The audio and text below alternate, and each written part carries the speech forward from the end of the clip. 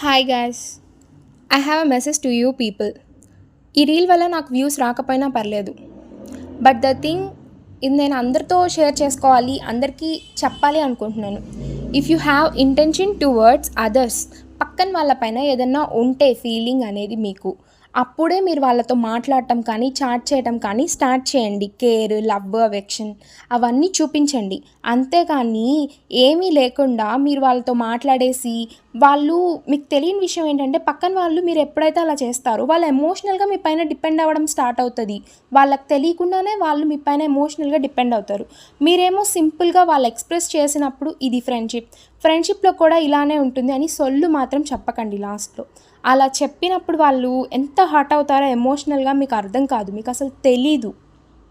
otherwise kindly don't involve in others life because you don't have right to hurt